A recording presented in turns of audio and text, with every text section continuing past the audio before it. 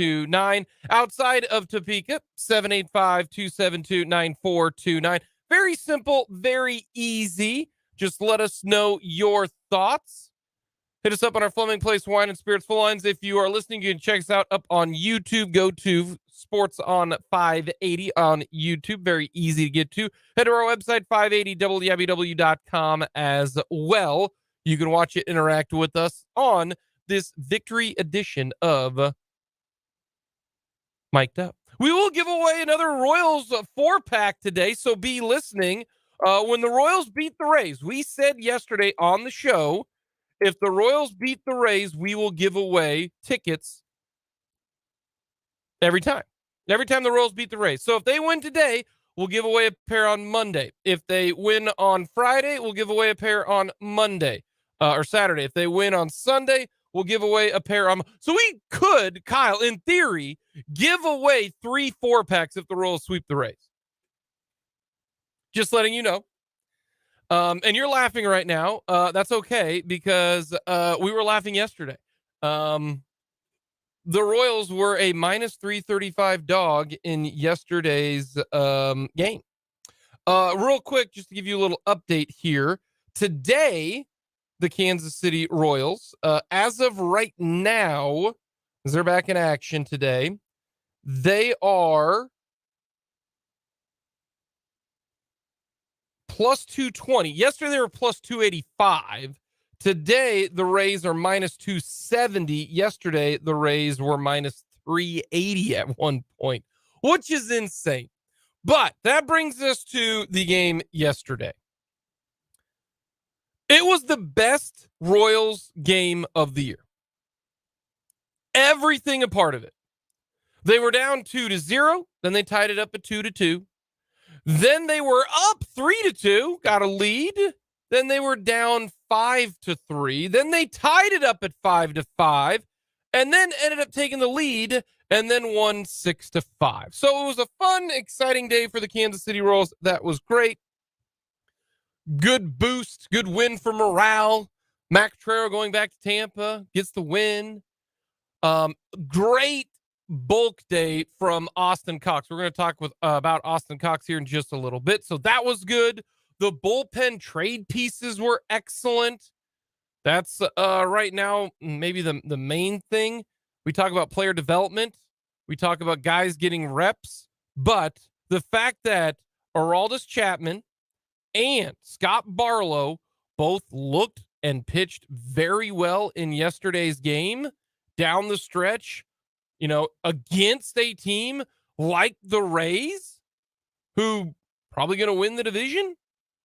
That was great to see from both Chapman and Chapman and Scott Barlow. In fact, they struck out 5 of the 6 batters they faced. That's how good they were. Then you got MJ Melendez. MJ Melendez had a fantastic day yesterday. The fact that he was able to get up the line on, to me, it should have been an error. All you had to do was run back to the bag by the first baseman, but he decided to flip it to the pitcher. That didn't work out. But MJ Melendez, 3 hits for MJ Melendez, 2 RBIs. Then you've got Drew Waters, hits a home run, goes 2 for 4. Also came through with another big hit. He was very, very good. Those are 2 guys that are so important for the Royals, MJ Melendez and Drew Waters. And if you want to throw it in as well, Maikel Garcia continues to impress. In fact, Maikel Garcia is, I don't know what you consider in the running. If you're top 3, you're in the running. But Maikel Garcia is a top 5 rookie right now in the American League. That's how good Maikel Garcia is playing for this Kansas City Royal team. And Garcia yesterday, leading off 2 hits, scored 2 runs, also had an RBI, and walked once. Fun fact, Maikel Garcia right now, his on-base percentage is .340, and his slug is .400 at this point in time. So normally his position is shortstop. If your shortstop is hitting .287, on base of .341, has a slug of .400, and he's over 7, almost .750 OPS, that is tremendous. That is tremendous for the Kansas City Royals. So that was fantastic. Absolutely. This was by far, and I understand that the Royals have only won 20 games. And so if you want to say, well, Jake, yes, so that's one of 20.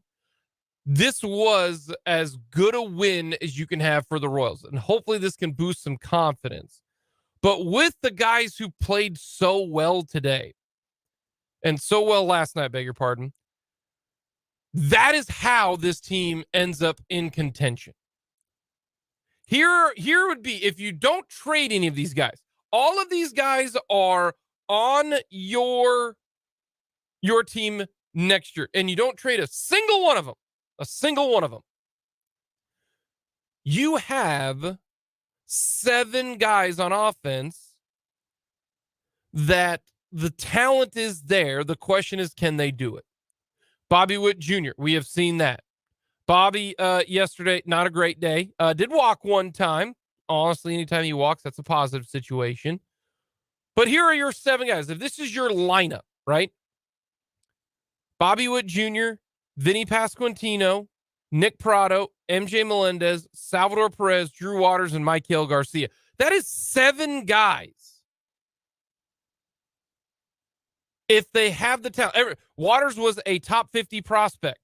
Salvador Perez, we know what he is. MJ Melendez was a top 100 prospect at one time. Same thing with Nick Pratto. We've seen what Nick Pratto has done this year. Nick Pratto on basis 364. He's having a heck of a season. That goes back to why that game was so great, was that Drew Waters came up big. MJ Melendez came up big. So far, we think Bobby Witt Jr. can keep improving. A healthy Vinny Pasquantino, Salvador Perez. But the guys who are the X factors for the Royals, if no one is traded next year or this offseason trade deadline, their X factors are Drew Waters, Michael Garcia, and MJ Melendez. Add the veteran Salvador Perez, Bobby Witt Jr., Vinny Pasquantino, Nick. That's 7 guys. 7 guys who you think can be a viable offensive player for the Kansas City Royals. That was excellent. That's the avenue for the Royals to get better. Unfortunately, for over the entire year, Bobby Witt Jr. hasn't done it. Vinny Pasquantino hurt. Pratto came up late. Melendez has struggled. Waters was hurt for the first 2 months. And then Garcia has played in 42 games. But that's the avenue, and that is why you can maybe see some hope for the Kansas City Royals. That is the reason why. That's the reason why. Let's get to Austin Cox. I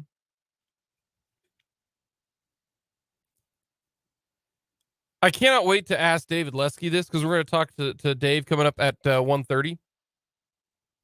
Austin Cox faced 39 straight batters without giving up a hit to start his big league career. That is a Major League Baseball record. He went 11 2/3 innings this year as a Royals pitcher and didn't allow a hit till Yandy Diaz got a hit in his 3rd inning of work. Austin Cox has pitched 12 1/3 innings, 2 hits, 13 Ks, 4 walks in his start of his career. This is the guy that you want to give opportunities for. Let him get extended. He threw 53 pitches. That was the most pitches he has thrown in his big league career, was yesterday in crunch time against the best team in baseball. Longest outing, 3 2/3. Struck out 4, had 1 walk, allowed 2 hits. Has not allowed a run. Has not given up a home run.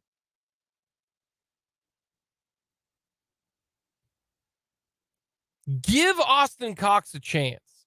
I am glad that he ended up being the bulk guy. You know what? Quas was able to start things off, and it didn't go great for Quas because he gave up 2 runs. But then Cox comes in and was terrific. Give him a chance. Let him, if you still want to do the Bolt guy and have Hernandez, because that's basically what they did. They went opener with Quas, bulk guy with Cox and then technically kind of another opener with Hernandez. And that ended up getting you then 5 1/3. And then you just ham and egged it till you got to Chapman and Barlow in the 8th and 9th. But let Austin Cox do it. Maybe he can be the guy. He's not a Myers. He's not a journeyman who never really got it done. But he is somebody who maybe can help out this team. Get him 10 starts the rest of this year. Let him start in 5 days.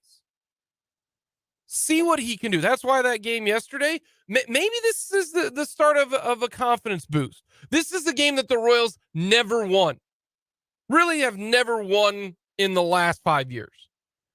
Down 2-0, then you take the lead, but then you give up 3 runs. Now you're down by not just 2, by 1, but by 2, tied up.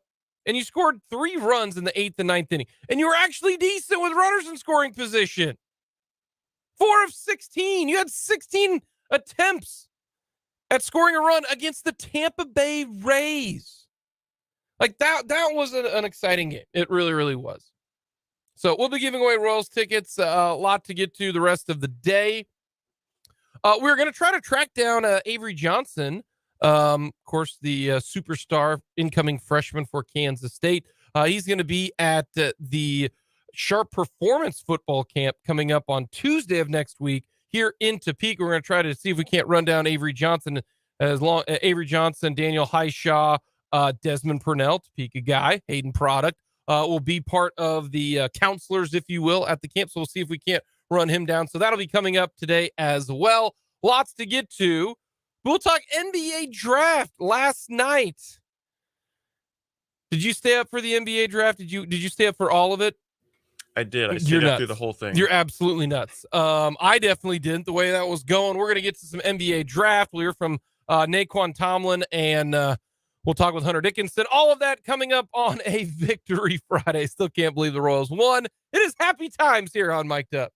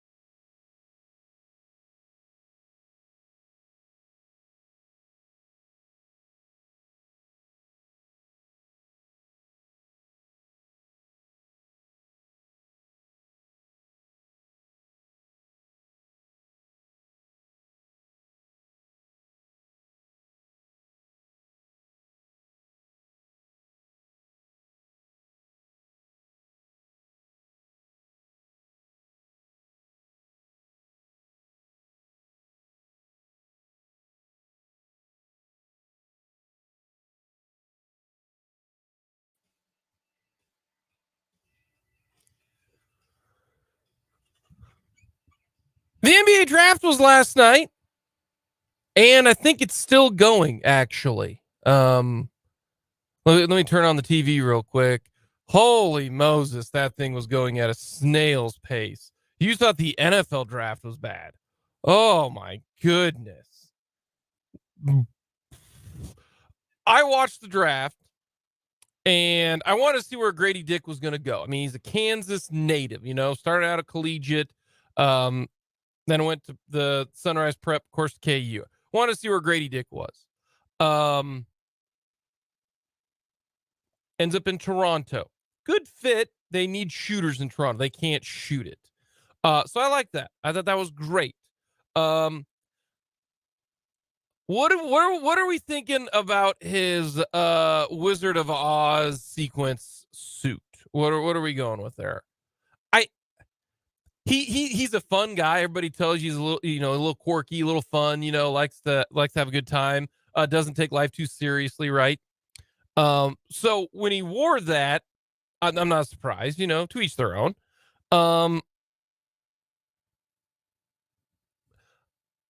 Everywhere I go, it's always something about Wizard of Oz and Dorothy, even though that movie was made in like 1930.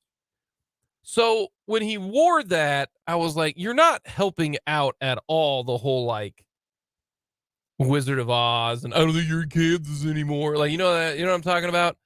So I don't know. Maybe I'm a hater here, but what are we thinking here, Kyle? Are you pro Wizard of Oz, red sequence jacket, or Jake, you're being way too picky?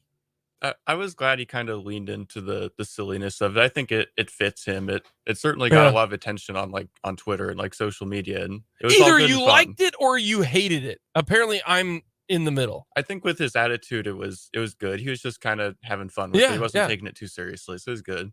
See, now the shoes I liked where it had the red sequence on the bottoms of them. The suit. I don't know. That's just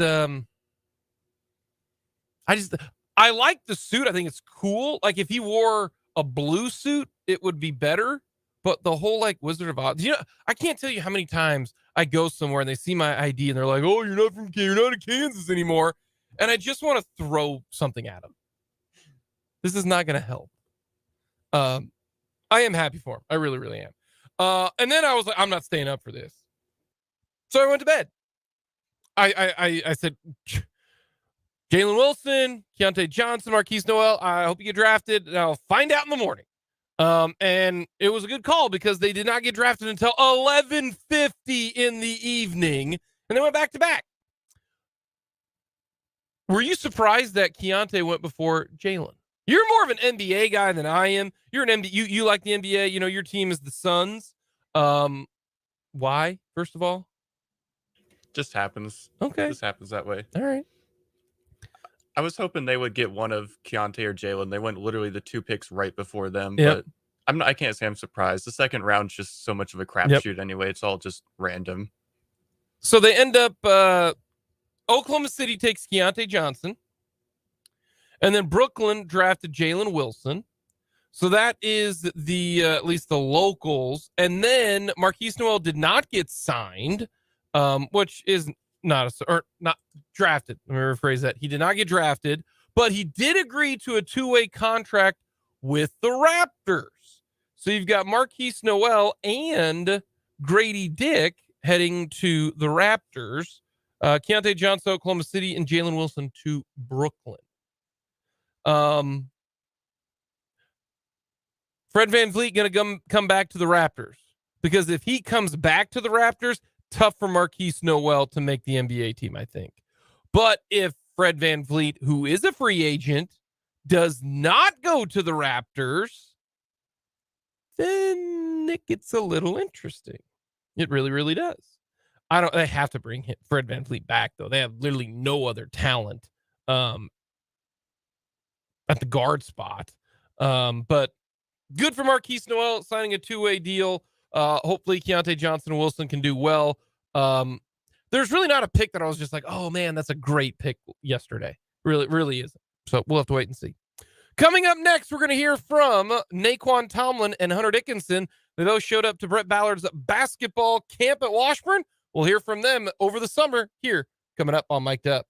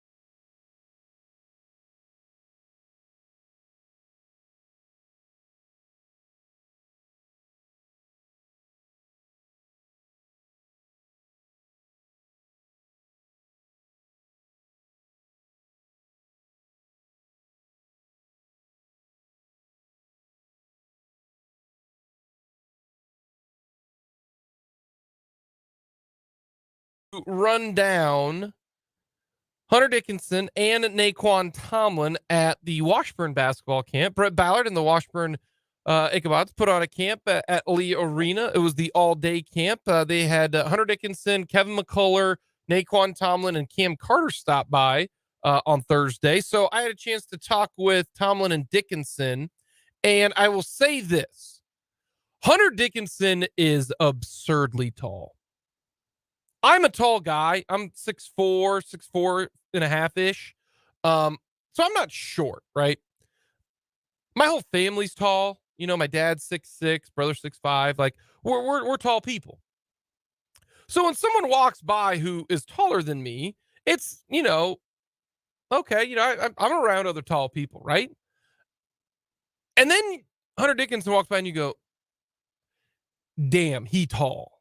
He's tall. Like, he's even, you hear 7'1" and you're like, yeah, anytime you have a 7 in front of your height, you're different. And then you looked at him and you're like, damn. Like, he's taller than even I expected. You know, Nae'Quan Tomlin listed at, 6'9". You know, that's pretty tall, 5 inches taller than me. And then Dickinson is 4 inches taller, 3 inches taller than Tomlin. Like, he made Nae'Quan Tomlin look a little small. He's not a big guy, but he's not, Tomlin is tall and skinny. Like, there's not a lot of weight on Nae'Quan Tomlin. Dickinson isn't, walking around there, like Jeff Perkins back in the day, if you all remember Jeff Perkins. Like, he's not that. He plays that tall. That is a nightmare matchup. Like, that is you know what he reminds me of? He reminds me of Jeff Withey, who can shoot. Like, that's how tall Jeff Withey was, absurdly tall. And that's what Hunter Dickinson is. Like, even more ridiculously tall for a basketball player than you think. But chance to talk with Hunter Dickinson on a lot of different topics, and here's what he had to say. So what's the toughest part about coming into a new situation and trying to gel with everybody, not just on the court, off the court, coaches and everything? What's been the toughest transition? I think the toughest transition is guys just trying to figure out, how each other plays and stuff like that. Since we got pretty much almost a brand new team, we got a lot of new faces. And so, some guys, like the ball in different spots and stuff like that. I think that's what we're trying to learn right now, trying to figure out in practice. But I think we've done a really good job of gelling. I think guys are really doing a good job of knowing their roles and kind of what the coaching staff is kind of expecting from them this year. And so we're doing a really good job of that in practice. How long does that take to get to know each other's game? With this group, I don't think they'll take that long, honestly. I think we got a good mix of vets, but also some young guys with some good basketball IQ. So I've already seen, the growth from our team in that area. What about learning the KU playbook? Is it basketball, or is the verbiage different? How do you kind of explain learning the playbook? Yeah, Coach Self has a little bit of different verbiage, but some of the stuff is similar. Some terms are universal in the basketball world, but it's definitely a little bit of learning curve. But I feel like I'm pretty good with that kind of stuff. I can pick that stuff up pretty quick. What about knowing Lawrence? Have you gotten to know around Lawrence, and can you go anywhere in Lawrence? I don't know if you know, but you kind of stand out. So are you able to go down and see everything, Mass Street, all that? I know 3 spots right now. I know McCarthy Hall, I know Allen Fieldhouse, and I know 715. Good food spot down there. So I feel like I'm pretty well taken care of right now. With Zach Clements coming back, another guy to work with in the post, what does that kind of mean for you? Yeah, no, I know me and Dylan, we're talking about it. We're happy that him and Parker are here now because we get some subs. We were working with just me and him. We were getting a little tired out there. So, I mean, obviously he brings back a lot of shooting. Just another guy that knows Kansas basketball, knows the culture, knows what it's about. So having a guy like that in there can really help just me and the new guys kind of just learn what KU is all about and kind of just help maintain that culture and help us know what's expected. What are you most excited about for this season? Definitely playing in Allen Fieldhouse. I've heard so much about it. I've seen it online. I just can't wait to be in there playing in front of 16,000. I'm so excited for that moment. That's what you take pride in, being able to do more than just score and rebound? Yeah, I know because of my scoring abilities that a lot of teams try to double me and game plan around me. And so that's something I feel like I've had for a while now. But, being with this talent, with this group of guys like Kev, guys like Juan, I mean, it makes it so easy on me. They're such great cutters. And so it's easy to pass when guys are open. So they're doing a really good job of that. You said coming to Kansas was kind of a basketball decision. How do you think you're going to grow within this program, right? The biggest program of all time. Just how do you think you're going to grow your game here at KU? Coach Self definitely, expects a lot from his players. He already has high expectations for me and holds me to a high standard. So I think that, along with, just the pedigree of himself and the rest of the coaching staff, playing in the field house, like you said, playing for the winningest college basketball program of all time, I think that will just elevate my game to a new level. What's Parker bring to the table from what you've seen? Athleticism, IQ. He's somebody who, as a big man, can also pass. I've seen him make plays for others. I think he's a guy out there that, just is able to play with other great players. I think, he's really fit in really well in only 2 days, but I think he'll be a great addition for us. Where did you learn how to shoot threes so well? That's a good question. I always felt like I could always shoot, even coming back from like my AU days and then going into high school. I'd give that to my brother, watching him play, my older brother Ben, watching him play. He was kind of a stretch four, and so just watching him working out a lot with him and his trainers, I feel like I'd give him the credit. We're learning a lot about Hunter Dickinson, the basketball player, but what about Hunter Dickinson, the person? I mean, what do Jayhawk fans need to know about you? I feel like they're getting the personality. I feel like, on and off the court, I carry myself with a little bit of personality. I feel like I'm funny. I feel like the guys have seen that. I don't know. I feel like I'm just somebody who, you enjoy being around. I feel like I'm just a good person overall. So what do you guys do? Basketball's over. You're going to leave here. You're going to go home. What do you guys do? Are you guys hopping on the console? What do you guys do, before you crash?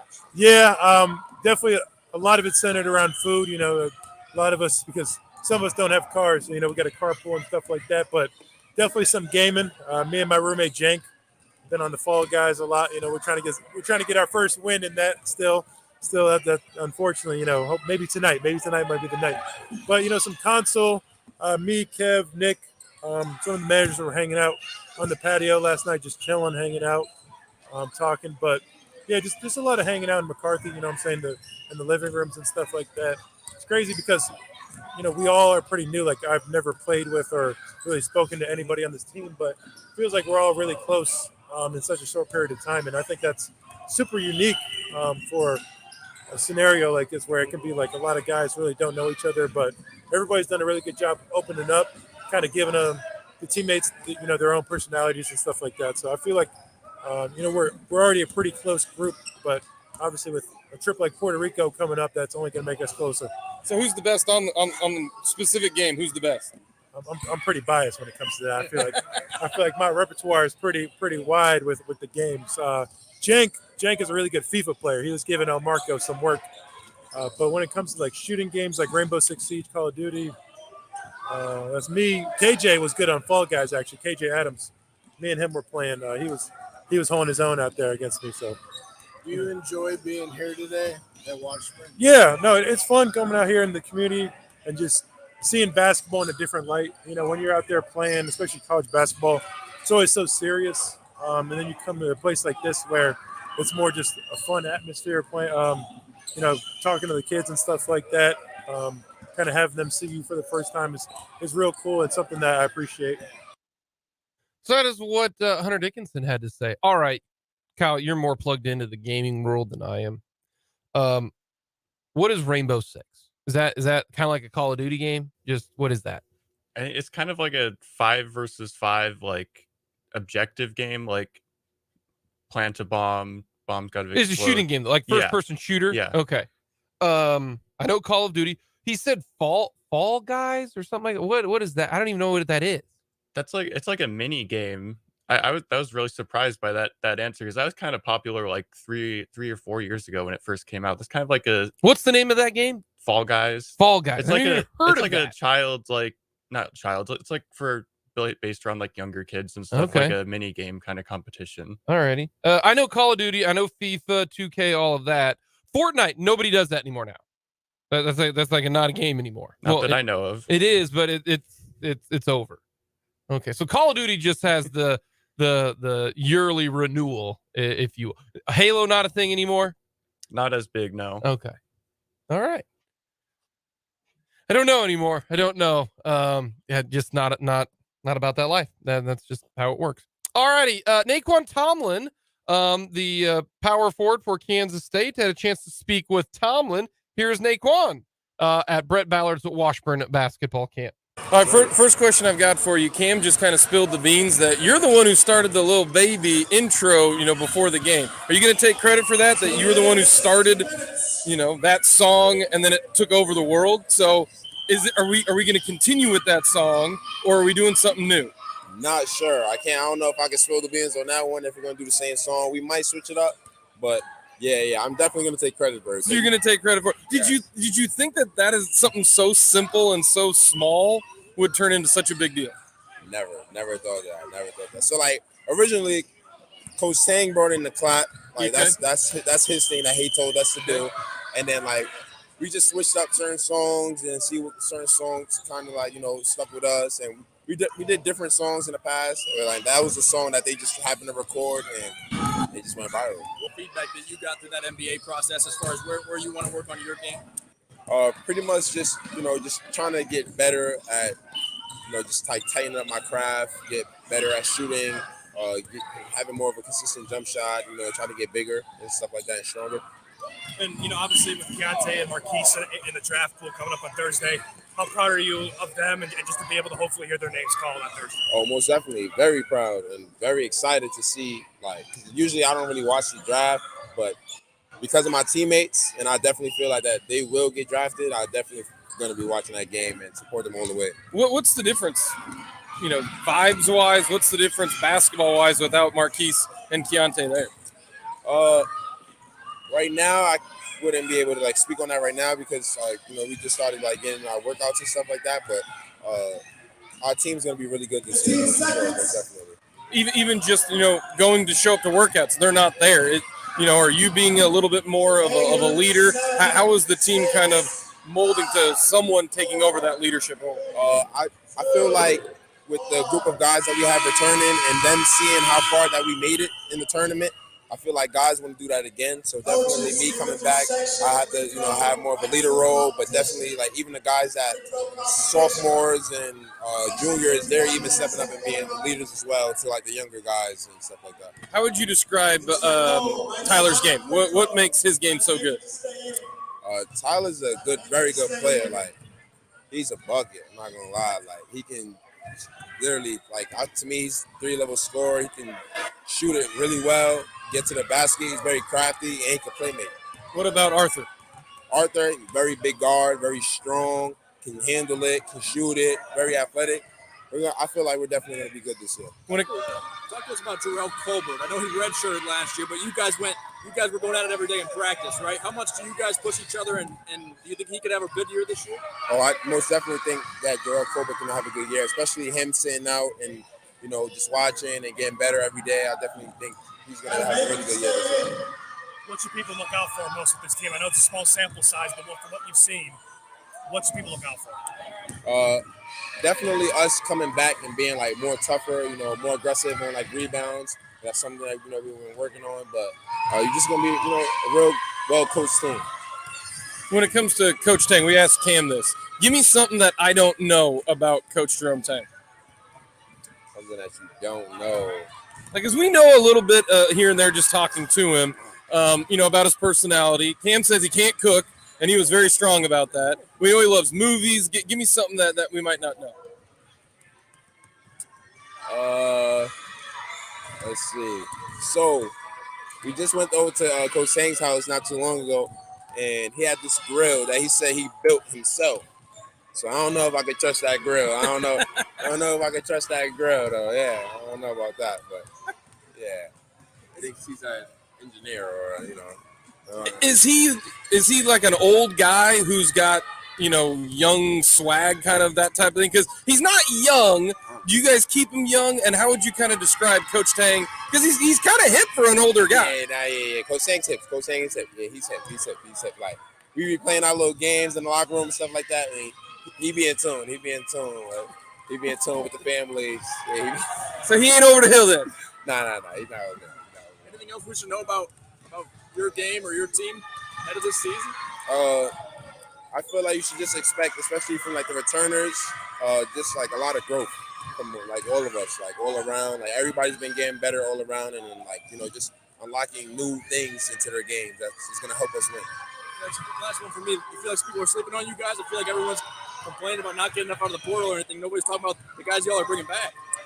Yeah. I mean, that's what happened. I mean, so what happened last year? They did the same thing, and we made it to where we made it. So we really don't like pay attention to that much. You know what I mean? Like we try to focus on what we can do and what we can do to win and get better every day.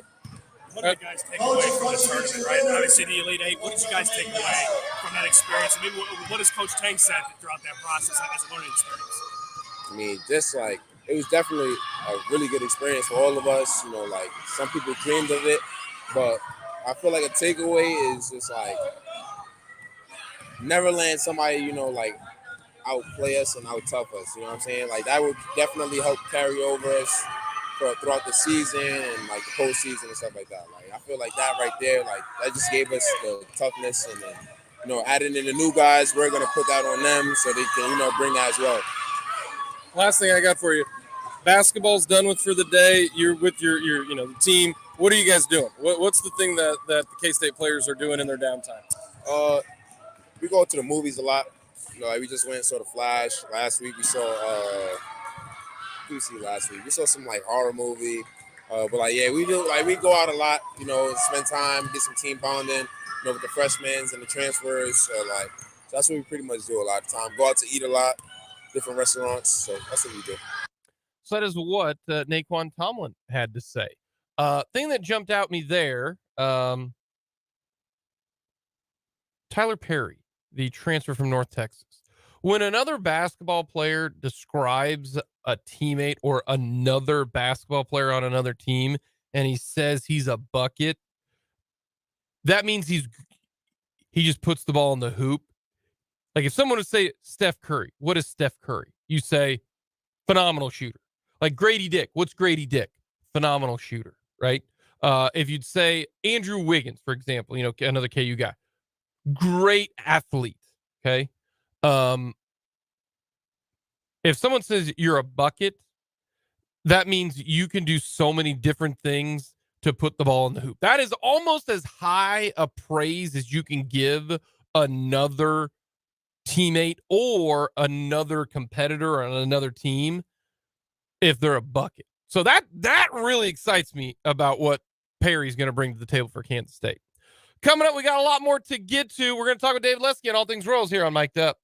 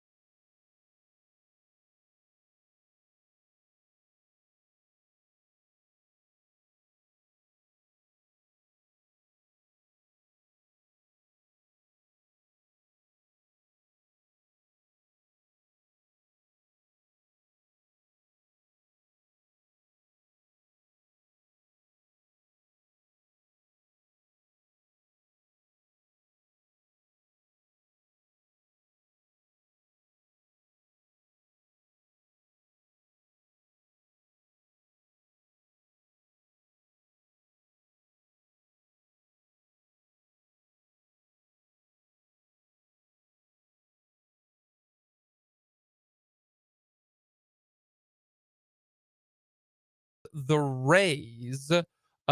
Should be a lot of fun. We'll talk more Royals baseball coming up at the bottom of the hour with David Lesky, talking all things Royals. We'll get to some Chiefs discussion in the 2 o'clock hour on Second Thought as well. We will be giving away some Royals tickets. Every time that the Royals beat the Rays, we're going to give away your choice. Family 4-pack of tickets or a pair of tickets. Throw in a parking pass as well. So be listening the next 2 hours here on Mic'd Up for your chance to win some Royals tickets. As always, let us know your thoughts on our text line, 785-272-9429. Also, check us out on YouTube. Very simple, very easy. YouTube.com/@sportson580. Very easy to get to. But right now, we want to get to something really cool that's happening here in Topeka coming up on June 27th. That is a Tuesday next week. And it is going to be a who's who's. The Sharp Performance Football Camp will be coming to Topeka at Hummer Sports Park on Tuesday. And you can register by just showing up. You can also go online as well to sharpperformance.com/youth football camps. But one of the counselors, someone who's going to be there, if you follow high school football at all last year, you definitely know his name. If you follow K-State football at all, you know his name as well. He is Avery Johnson, the former Mays quarterback and now early enrollee. He's doing summer workouts right now in Manhattan. Will be at the camp on Tuesday, the 27th at Hummer Sports Park. Avery, thank you so much for taking the time. We appreciate it. First question I've got for you, how was workouts this morning? This morning's workout was tough. We had stadiums and then we did heavy squat day, but just keep pushing, made it through, and getting back after it next week. Alrighty, when you say heavy squat day, give me what you did today.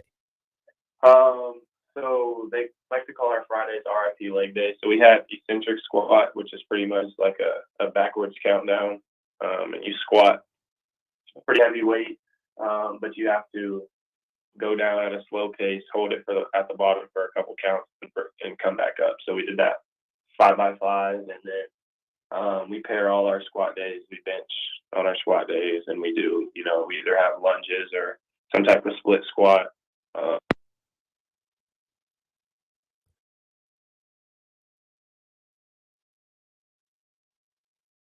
We dropped Avery there. I think some phone difficulties, so we'll try to get Avery back on. Just some phone issues there. That sounds absolutely horrible. It really, really does. I'm not going to lie to you.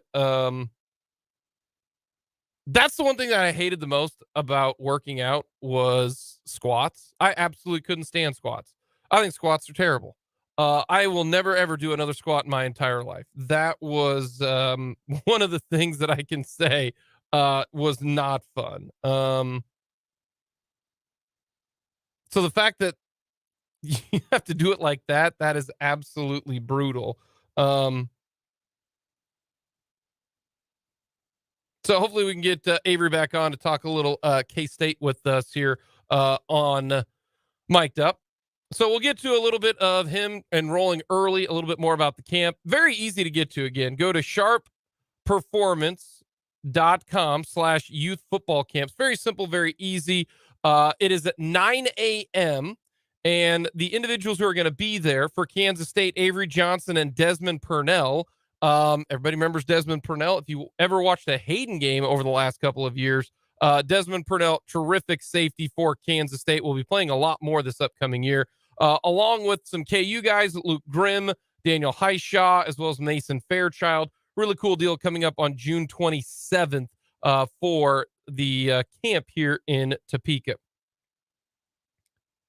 So we'll trying to get a hold of Avery Johnson here on our phone line, having some issues right now, but hopefully we can get that figured out and chat with him a little bit more. We will talk more Royals with David Lesky. Everyone loves the list today because it's supposed to get to 100 this weekend. We're going to go with our favorite ice cream products. It can be cones. It can be, popsicles. We're doing anything because it's the 100 degrees coming up tomorrow. So trying to get our phone line fixed, we bring back in Avery Johnson. Avery, I was explaining I absolutely hated squats as a college athlete. It was terrible. I've never done a squat since because once you do so many of them, you're like, forget that. So you mentioned stadiums. How many stadium steps are you running? What does that work out? Usually it's about, it's split up per position group. Usually it's about 16 stadiums, which you go up one row, across, and then down another section. So and then you pretty much go in a square, and that's one stadium. You do that 16 times, at your own pace. But you know what at your own pace means. They want you going as hard as you can, kind of pushing yourself. How long does that take? You can get them done pretty quick. Probably only like 15 minutes. I'd say it takes like a minute for each, 15, 20 minutes. Man, I wonder how long. See, this is what you need to do. You need to get like just a random friend of yours and tell them, hey, try this, and see how long it would take them to do it. Because that way that would give you an example of how long it takes a general person to do it. Yeah. So coming to Kansas State, you enrolled early. Why did you decide to enroll early at Kansas State? For me, it just was kind of getting down and learning the playbook, and being able to get that spring under my belt so that whenever fall came around, I got all the kinks kind of ironed out, and I can just go out there and play ball. How tough was it learning this new playbook? Very tough. I think we have a lot of people, like transfers from other schools or people in general. They're just saying that our playbook is kind of set up like an NFL playbook, terminology-wise. We don't have, very many like one-word plays. Our plays are very lengthy and just kind of piecing the little things together. It starts with a couple installs. You have a couple installs, but definitely just being able to go out.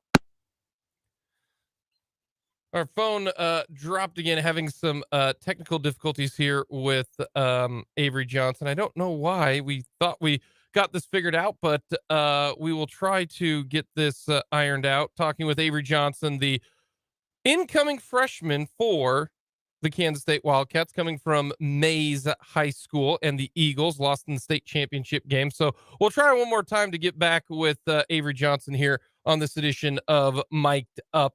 Once again, the time, 9 o'clock on Tuesday, the 27th. It goes from 9 to 1. It is grades K through 8.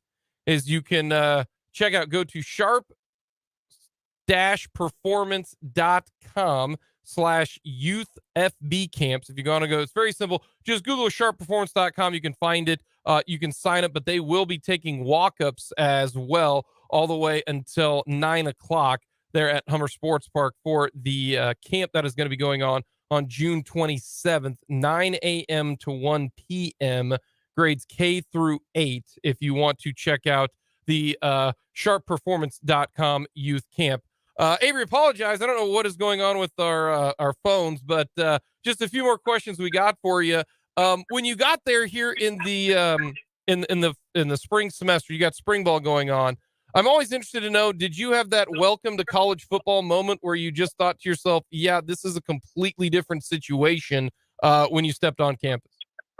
Yeah, I mean, you get around players that are really talented, and like you have linebackers, defensive linemen, pretty much everybody on the defense can play at a fast speed with how big they are. And,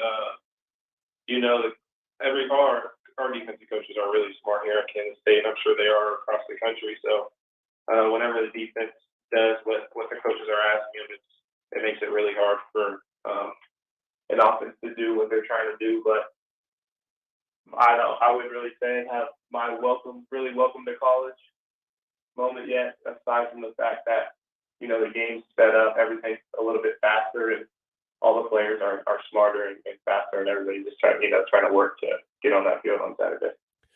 Going to the Elite 11, did that kind of maybe ease your transition from high school to, going to Kansas State, going to the Elite 11 camp? For sure. I think the Elite 11 camp was a little bit more like drill based, kind of saying what you can do as a quarterback. I think maybe the All-American games were a little bit more preparing for the college football level, because a bowl game is kind of like how it is at college. You know, everybody was a top player at their Mhm. high school. You come together, everybody's an alpha dog, and you have to kind of work together. But the biggest thing from high school to college is, you know, there's no wasted time in anything you do. You go from meetings to practice, practice to recovery, go home and then kind of do that again. And then even the practices are really like games. Everything's, you know, super intense, and everybody's going 100 miles per hour. We're talking with Avery Johnson, the incoming freshman quarterback for the Kansas State Wildcats. And you mentioned the All-American Bowl game. Is that one of those things where, hey, you know what? Oh, I'm from Kansas. No one thinks, you know, great players can come from Kansas. And then you're around all these guys from Texas and Florida and all over the place, and you're just as good as them. Did that kind of make you say, you know what, I do belong here, that type of thing? For sure. I mean, you know, Kansas is one of those states that's overlooked when it comes to football, but you know, I've put in a lot of work since I started playing this game, so I didn't really feel like I didn't belong. I just was trying to go out there and show, you know, you can be from anywhere. The best players are going to be found, and just going out there and, you know, trying to compete every snap. Alrighty, take me through what has the biggest thing that Will Howard has taught you since you've got to Kansas State? I think really Will and Jake and, you know, those older guys that have been around me have all taught me a lot. I feel like, you know, the biggest thing was get to college and everything's sped up and you don't really know what you're doing. But I mean, they're just telling me, you know, relax, play your game. Everything will come to you with time. You don't have to rush anything, and that's really stuck with me as I went through spring ball, and I kind of learned and developed and got more comfortable with my game, and it's really come to show. Alrighty, not many people realize that, you know, off-season workouts are, oh, it's not just, you know, hey, I work out for 2 hours and then go home and you know, play Call of Duty or play whatever, you know, video games that is now hip these days. So give me like your day yesterday. What did Avery Johnson do yesterday? What time did you wake up? What was workouts? Give me your day in the life of Avery Johnson. Okay, so yesterday was Thursday, so I woke up at like 5 a.m. Got to the facility around 5:30 for a lift at 6 a.m. And then after my lift, we got done lifting around 8. I go to breakfast, eat breakfast. Then around 8:39, I watch tape for a little bit. Then I get the opportunity to come home, and then we have position meetings at 2. So you go 30-minute position meeting, 30-minute walkthrough, and then I go to we have our team run at 3. And then after a team run, we have a captain's practice, which is like a player-led practice for like an hour 15 minutes. And then you go to dinner. You get home from dinner around 6:37, kind of go to sleep, and then repeat that the next day. That's a full day, man. That is a full day. Get up at 5 and then you're done there around 7 o'clock, and everything centers basically around football. So once you get home, let's say you get home at 7 o'clock, what is something that Avery Johnson does to wind down? What are you doing in the evening time? Sleeping. So you're not a TV show guy, a binge watcher. You hop on the console. I don't know. Are you a video game guy, or you know what? By the time your day, it's 9 o'clock and you go to bed. Yeah, I mean, I don't really watch too many TV shows. I mean, last night I watched the draft, but I kind of get stuck on. If I start a TV show, I want to finish it. So I don't like to start stuff at nighttime, because then I'll be up late and then I'll be sluggish in the morning. But I mean, I find a little bit of time to play the video game. My roommates, some of my friends back home, whenever I get a chance, it's just stuff like that kind of keeps me up throughout the night. I don't like to be up I too late. gotcha. Have workouts the next day.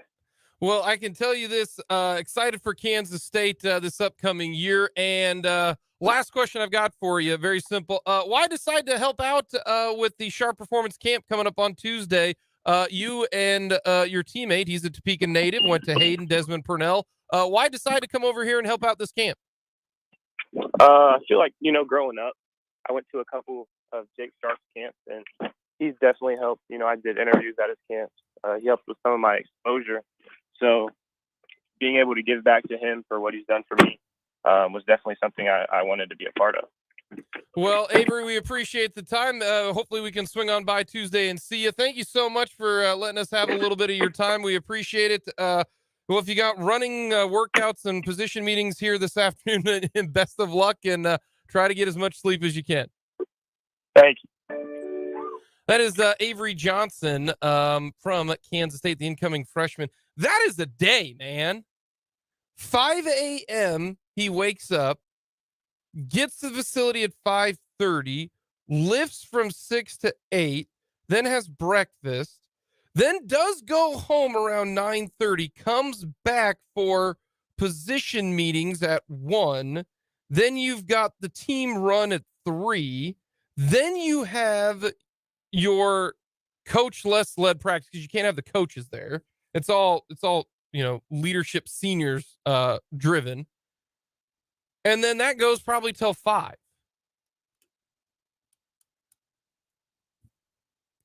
That's 12 hours from 5 to 5 that is basically centered around foot. And this is the off season. That's why when people said, "Oh, you don't have 2-a-day practices anymore," right? There's no more 2-a-days. You cannot do a 2-a-day anymore in college, right? They ain't 2-a-days. They're all days. That is an all day situation. That's not oh, you don't have any 2-a-days anymore. Okay. So we're doing literally everything else at the facility. That's the thing that I don't think people truly realize is just how much goes into being at that level, the Big 12 Power 5 level. 5 a.m. to 5 p.m. Now, it helps that they get fed, they get breakfast, lunch, and dinner at the training table. That's the one thing that D2 world doesn't have and would like to. I've already told Craig Sherg and Brett Ballard this. If I ever win the lottery, that's what I'm going to buy Washburn. I'm going to buy them like a full-on training. Like if I won like the $20 million lottery, right? Everybody asks, what are you going to do with your lottery winnings? I would make it so that every Washburn athlete can have food every day. That's what I would do. That is what I would do. Some people talk about, no, that would be one of my things I would do.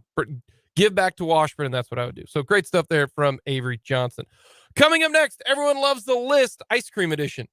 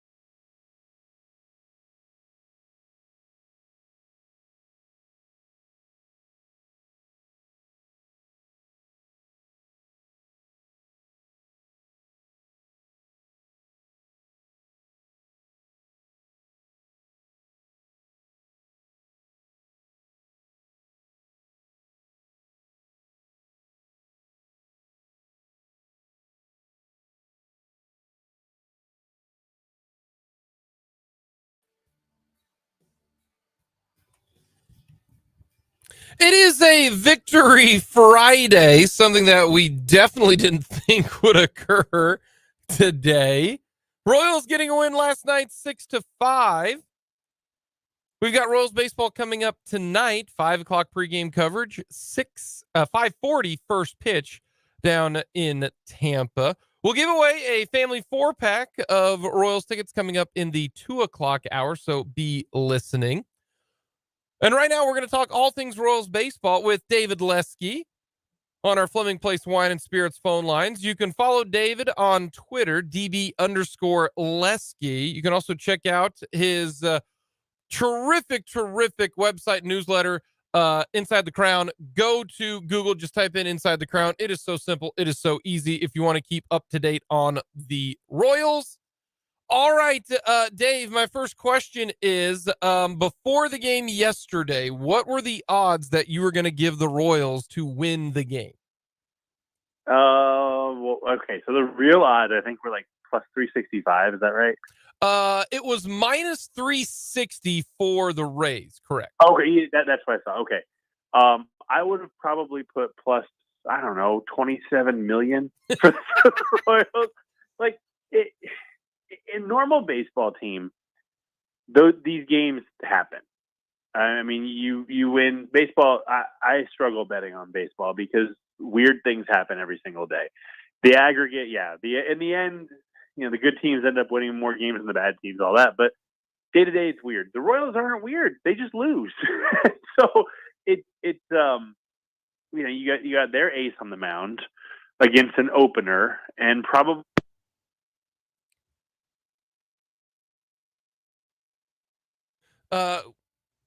We clearly have an issue with our phone system right now that we're going to have to get figured out here. So we will give Dave another call and hopefully throw our phone system in the trash, and then get a new phone system is probably what we're going to have to do.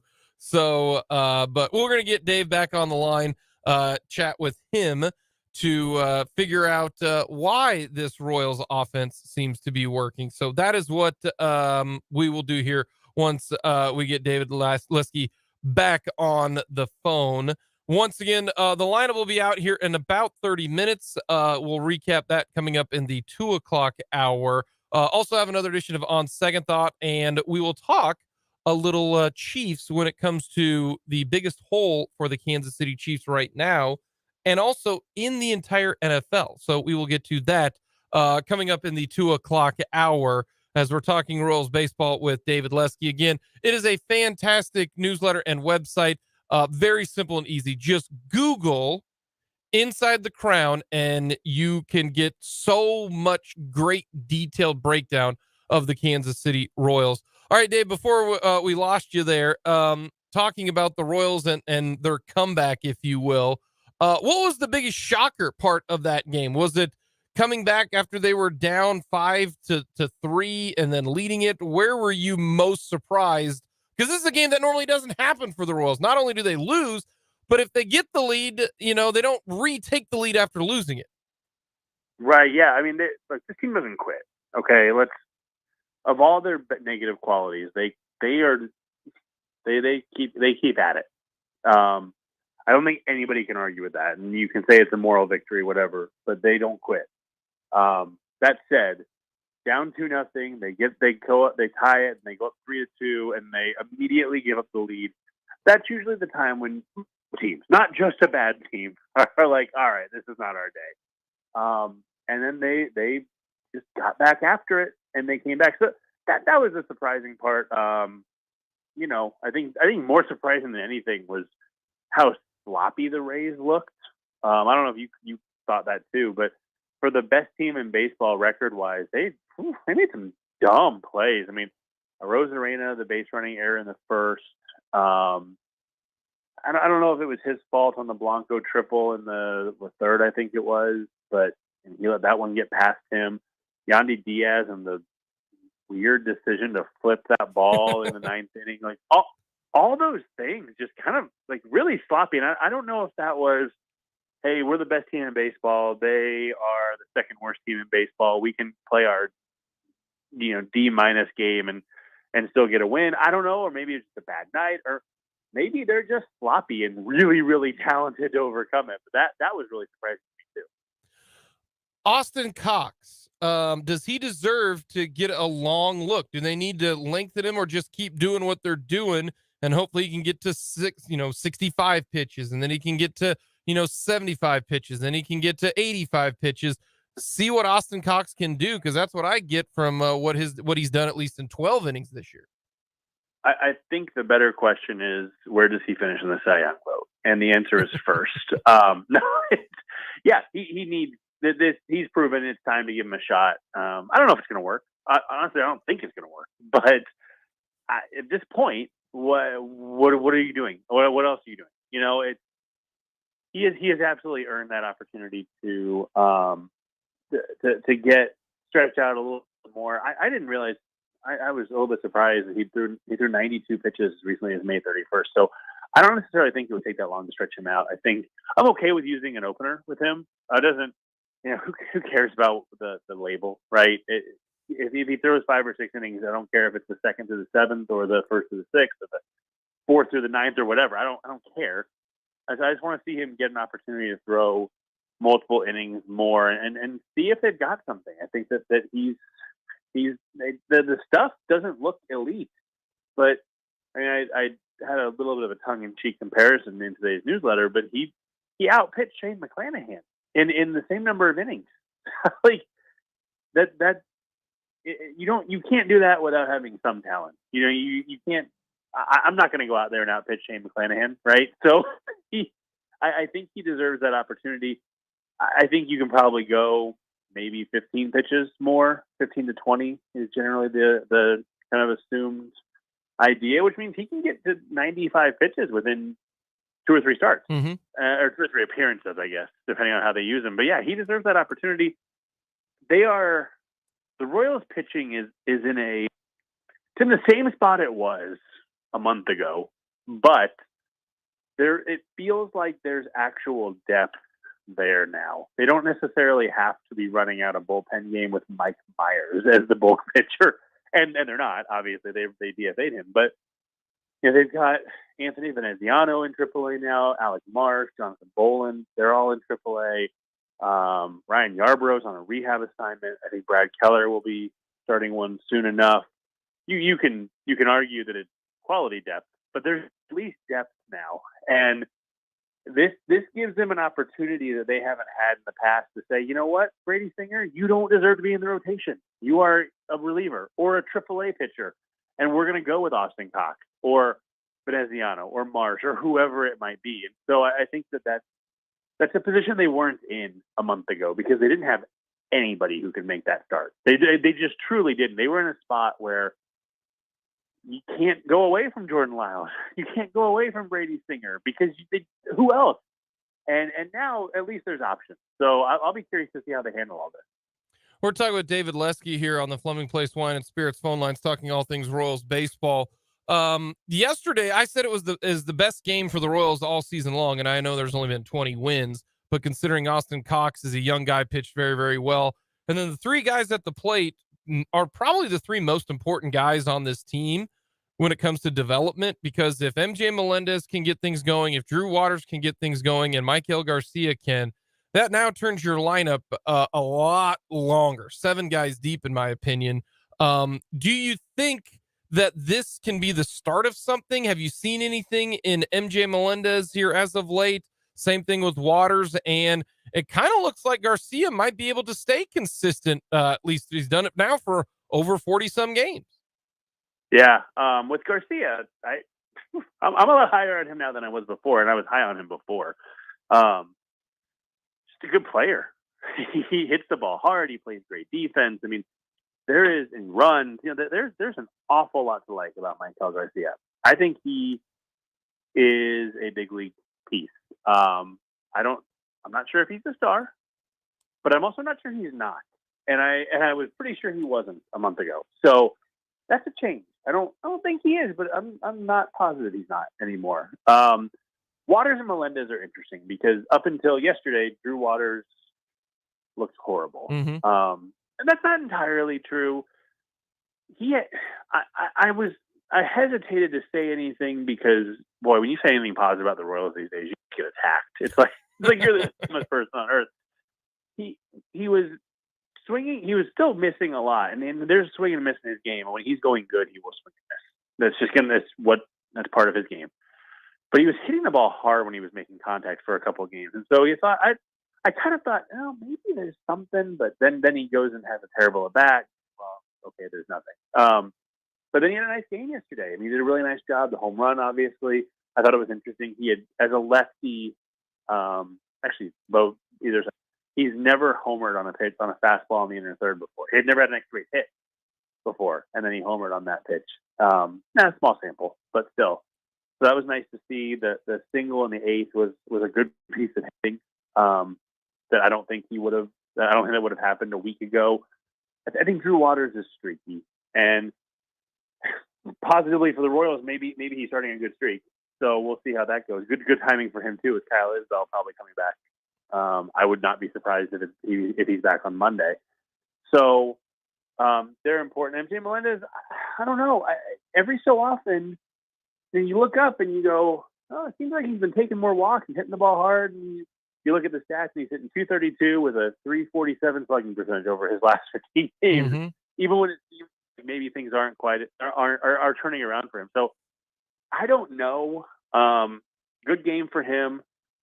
They showed a graphic on the broadcast. Oh gosh, Tuesday, Wednesday, Monday. I don't know. I think it was during the Tiger series, showing where he hit his home runs. One thing about MJ Melendez, they always talk about him going the other way. He doesn't punish pitches pull side like he should. And I wonder if maybe it wouldn't be the worst thing if he cheated a little bit. And I mean, I just want to see him do what Drew Waters did last night. Hit a ball out to right field and utilize the ballpark better. I think that's part of some of his issues, because he hits the ball hard, he barrels it up. When he homers, it goes a million feet. Like the talent is clear on him. I'd like to see him utilize the corner a little bit. You can hit a home run that's 332 feet. It counts the same. It doesn't matter as long as it clears the wall. Same number of runs score. So I don't know. I'm really concerned about him. I just think this is kind of who Waters is. But Michael Garcia, he's for real. And then when you add them with Bobby Witt Jr., who has looked much better lately, working some walks, hitting the ball hard still. You add Vinny Pasquantino when he comes back. Nick Prados looks good. Salvador Perez is obviously there. Yeah, you can start to see how this lineup can get deep. There's work to do, though. When should the Royals trade Aroldis Chapman and Scott Barlow? As soon as they find a deal that's reasonable. I mean, there is no reason to hang on to them if they're getting a good deal. And this is what's so tough about the deadline, because I mean, you think about just in your personal life, you're looking at something, you're waiting. Oh, well, this could get better if I wait 5 days. That could get worse too. And so you've got this risk reward situation going on. But I think the Royals, if they get an offer they like, yes, now done. And I think they will. I don't think they'll wait. I think that they showed last year with trading Carlos Santana. They get an offer, the deal's done. So, ASAP is the answer. I think it'll be interesting to see if teams are willing to move guys this early, because not necessarily because they aren't sure if they're in it or out of it, but I think that there are a few teams who maybe haven't indicated they'll sell yet, and they need to indicate they'll sell before other teams start to move on other guys, because hey, yeah, we'd like Aroldis Chapman, but if we can get this guy for less, well, he's 90% of the player for 60% of the prospect value. So I wonder if other teams are kind of holding up the process a little bit. But if they get an offer, do it now. Alrighty, last two for the road. It is it's a very simple question. How many All-Stars will the Royals have? I was about to say one, and I wonder if it's two, just because I wonder if Chapman makes it. So we think it's Chapman and or Perez and or Chapman. One of those. Those are the two guys, right? I think Salvi gets in because it's Salvi in the name and all that. And even though he's not one of the top two in the final votes, Adley Rutschman and then the cat from the Rangers. Yeah, Jonah Heim. Yeah, I think Salvi gets in. I'm just wondering a little bit if Chapman does. The funny thing is, the Royals could get 2 All-Star representatives, and then Chapman's representing a different team because he's traded between the time he's picked up the game. He shouldn't be playing for the Royals in a Royals hat at the All-Star game if he does make it.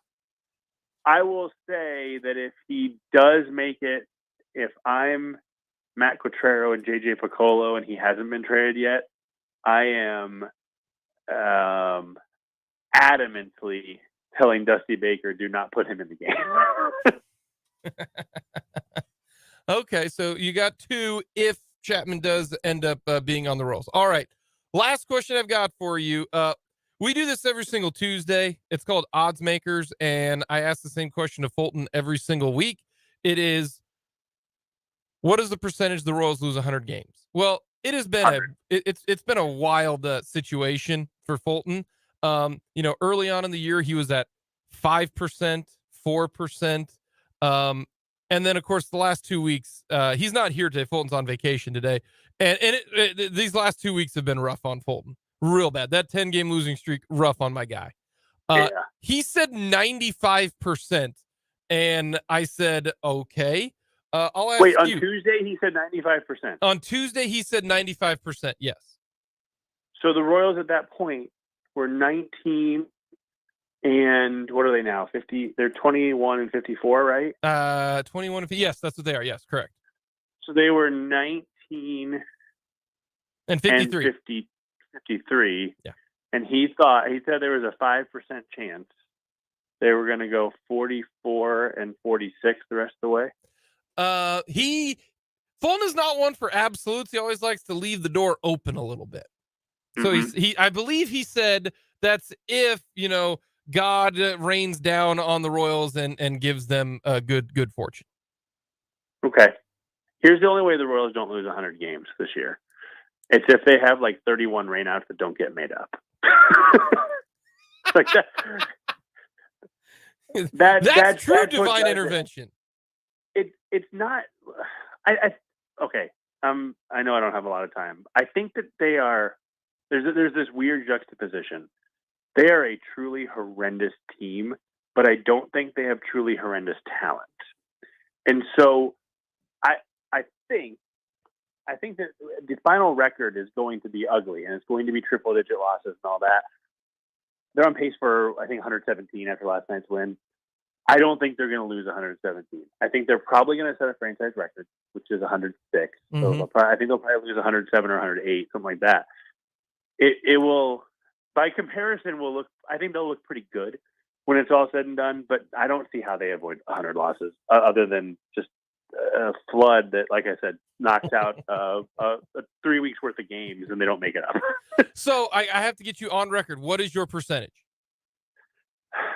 I mean, I guess 99.999999999%. Okay. Well, the math people would say that's 100%.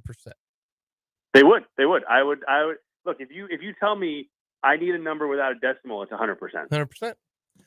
Well, we 100% love it when you come on to talk Royals baseball. Love Inside the Crown. Great stuff. Dave, we appreciate it. Have yourself a great rest of the week. You too. Thanks, Jake. Dave Lesky, Inside the Crown. Great stuff. If you want to know more about baseball, check that out. Coming up, we'll talk NFL and On Second Thought.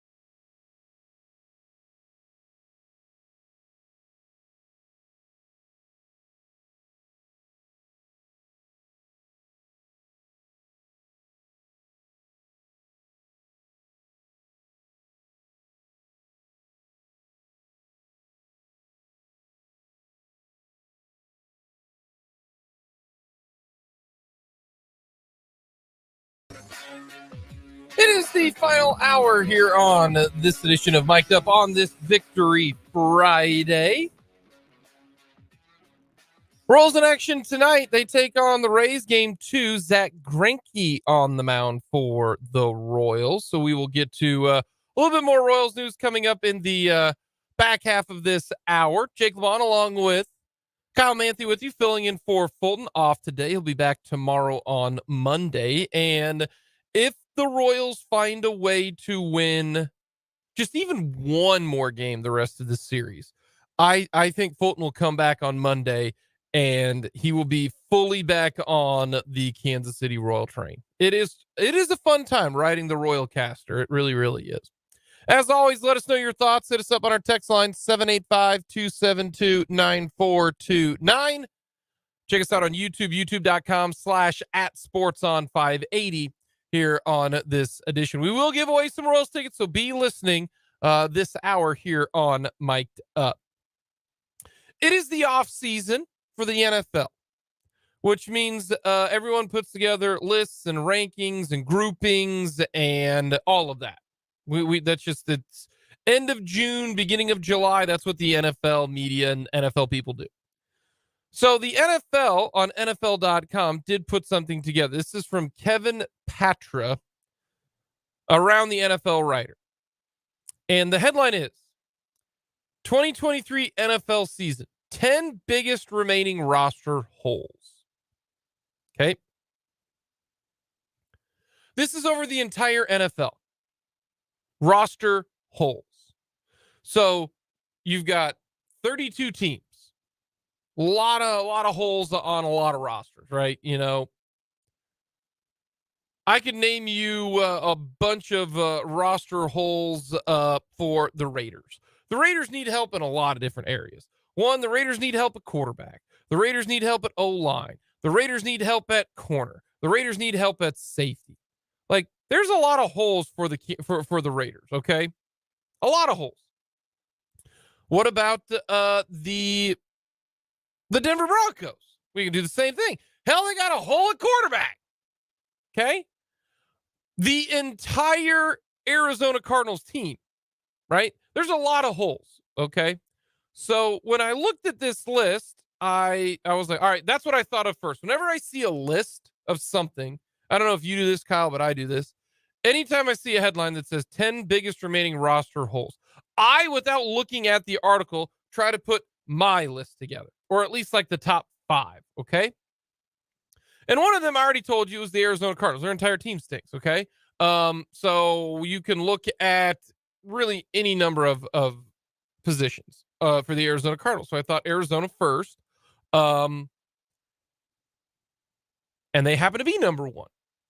They say the Arizona Cardinals have the biggest hole, their defensive front. Okay? Up front. They've got nobody there. None whatsoever. Can't really argue that. I really, really can't. Number 2, the Los Angeles Rams, and they actually put on here their entire defense. That is not a hole. That is a unit. An entire side of the ball. So to me, that should be front. So this should be technically second, third, and fourth if you're going to put the entire defense on here. That defeats the whole purpose of remaining roster holes. So we're already batting 0 here on this list.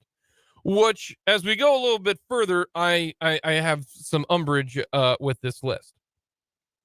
But they say the entire Rams defense is a roster hole. Nope, that is an entire side of the ball. That is a roster hole. So I disagree with that. I already mentioned the Raiders, their cornerback position. That's number 3. That's legitimate. That is a huge, huge hole for the Las Vegas Raiders. Great. You decided to, draft a tight end. You're going to try to improve the offensive line. Awesome. Who's going to stop the pass? Who's going to do that? Let me know. And the answer is nobody. Number 4, the Tennessee Titans at wide receiver. That is very understandable. The Titans thought Treylon Burks was going to be the guy. Well, definitely not the case, but he's got year 2 coming up. They brought in DeAndre Hopkins for a visit. He has not signed. They don't have a whole lot there at wide receiver for the Tennessee Titans. That is understandable. Very understandable for the Tennessee Titans. Number 5, the Chicago Bears and pass rush. I agree with that. That is no question about it. Number 5, Chicago Bears, they cannot get to the quarterback. League worst 20 sacks, right? Understandable at number 5. Then you've got number 6, Baltimore Ravens, and edge rusher. Campbell went to Atlanta. Justin Houston's still a free agent. They got Oweh. That's about it, right? So Ravens at edge rusher. The New Orleans Saints defensive line at number 7. Number 8, the Atlanta Falcons wide receivers.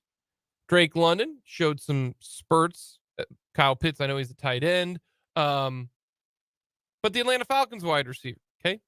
Number 9, Jacksonville, an edge rusher. Okay, understand that. That makes sense. And then at number 10, edge rusher for the Kansas City Chiefs. You're telling me that according to the NFL and Kevin Patra, that the 10th biggest hole on any of the 32 teams in the NFL, we are talking everyone in the NFC North, the Vikings, the Packers, the Lions, the Bears. We're talking every team in the NFC South. The Saints, the Panthers, the Falcons, the Bucks. Awful teams. You're telling me that the number 10 most gigantic glaring hole in all of the NFL is the Kansas City Chiefs edge rushers. That's what you're telling me. You're telling me that anybody on the Panthers offense, defense is not worse than the edge rushers of the Chiefs. You're telling me that anybody on the Saints side, you're telling me anyone for the Packers, you're telling me anyone from the Colts, the Titans, anywhere, the 10th worst hole is the Chiefs at edge rusher. Like I will never ever look at this author or that list reliable at any other way. And it's because they parted with Frank Clark, is what this man says. Kansas City parted ways with veteran Frank Clark, leaving the Chiefs young on the edges. He had 4 sacks in the regular season. You're telling me that the Chiefs are going down a downward spiral because they don't have Frank Clark? George Karlaftis had 6 sacks as a rookie. That's not bad. Charles Omenihu is better than Frank Clark. Is better than Frank Clark. There is no question in my mind. They drafted Felix Anudike-Uzomah in the first round. What if he gets 5 sacks this upcoming year? And then you've got Mike Dana, who, by the way, Mike Dana might be the most underappreciated Chief right now on the roster. I don't know if people remember this, but Mike Dana wasn't terrible last year. Mike Dana had 5 sacks last year. That's not terrible. You know who had fewer sacks than Mike Dana? Frank Clark.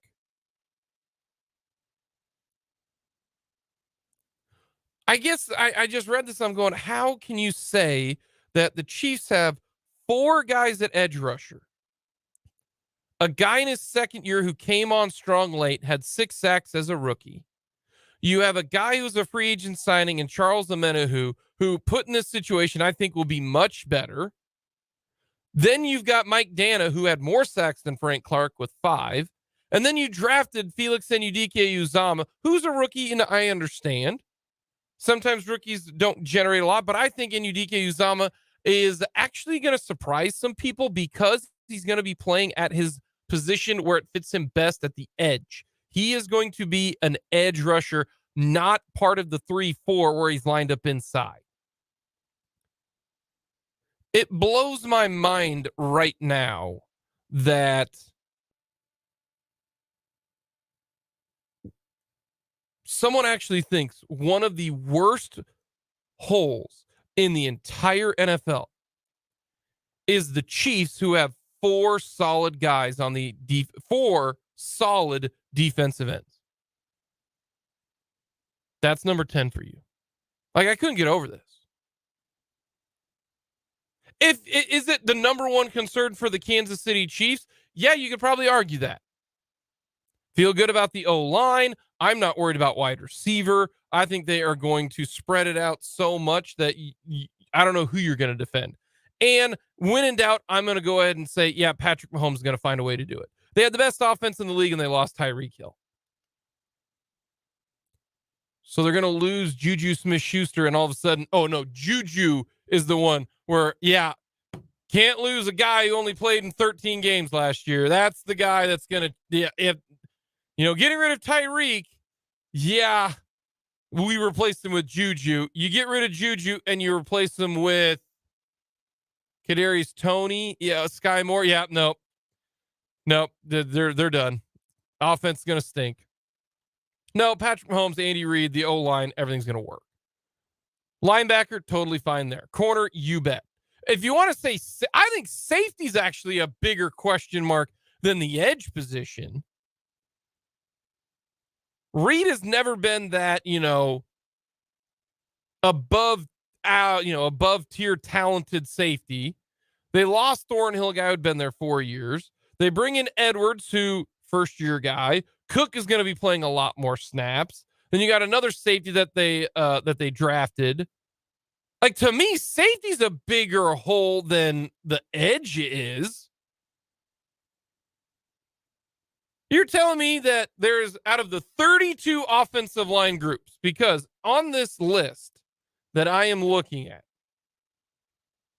there isn't a single offensive line group that's not on this list. You're telling me that every single 32 offensive lines in the NFL, whether they be at tackle or they be on the interior, are all better than the Kansas City Chiefs at edge rusher. There is zero chance of that happening. That's why I have a problem with this list, and this list kind of got me fired up a little bit. I'll read you the entire snippet here. Kansas City parted ways with veteran Frank Clark, signed with the rival Denver Broncos, leaving the Chiefs young on the edge. Andy Reid's club is counting on first-rounder George Karlaftis to build a solid first year when he finished with second on the team with 6 sacks. Free agent addition Charles Omenihu brings upside and expanded role after being a rotational player. 23 first-rounder Felix Enudike-Uzama should play a lot in his first rookie campaign. Last season, the Chiefs were a committee pressure force, finishing second in the NFL with sacks despite defensive tackle Chris Jones being the only KC player in double digits. They'll need that same sort of spread production in 2023. Still, it wouldn't be surprised if KC brought in a veteran presence to surround a group closer to the season, especially one looking for a ring who might take less money to join Patrick Mahomes. A solid group of veteran edge rushers is currently available in Ngakoue, hard pass, Clowney, no thank you, and former Chiefs Melvin Ingram and Justin Houston. The edge chart depth isn't a fatal flaw for the Chiefs, but it could be solidified ahead of the Super Bowl champs title defense.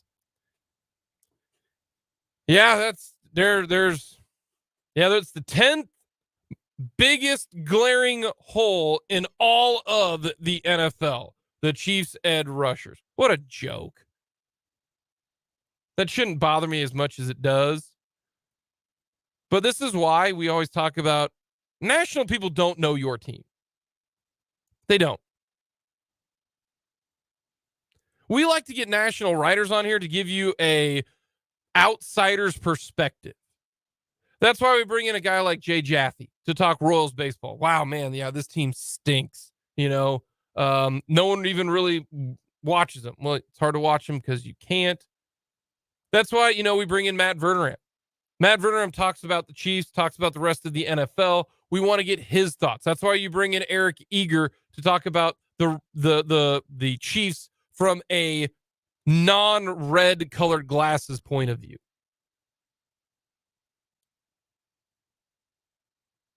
But this right here, Chiefs, edge rusher, it's not even the biggest need on their team. If you want to say anything, at least they got guys who are proven. The most proven wide receiver for the Kansas City Chiefs is MVS. They didn't include the wide receivers for the Kansas City Chiefs. That's incredible to me. I think the Chiefs pass rush is fine. If they want to bring someone else in for depth, I have no problem with that. But if you think the Chiefs and their edge rushing position is the 10th biggest hole in all of the NFL, and you're lumping the Chiefs pass rush with the Falcons receivers, Tennessee's wide receivers, the Raiders cornerbacks, and any part of the Arizona Cardinals, that is absolutely laughable in my opinion. Absolutely laughable. Alrighty, Kyle. What number do we want to go with for Royals tickets here? Do we want to do caller number 20 since they've now won 20 games? I don't think that would be a great way to spend time, is to take 20 calls. Let's see here. Who's pitching today? Zach Greinke. Should we go caller number 3,000 because he's trying to get 3,000 strikeouts? That would certainly build up anticipation. We could go, let's see here. How about this? I'm going to make this real simple. Zach is going for win number 2 on the year. He is 1-7. Caller number 2. You get a family 4-pack or a pair of Royals tickets. Your call. Caller 2, 785-272-9429. That is 785-272-9429. Caller number 2, you are heading to any game that you want for the Kansas City Royals. We'll get you some tickets. 2 of them or 4 of them here from Mic'd Up on this Victory Friday. We'll get a quick timeout coming up next on Second Thought here on Mic'd Up.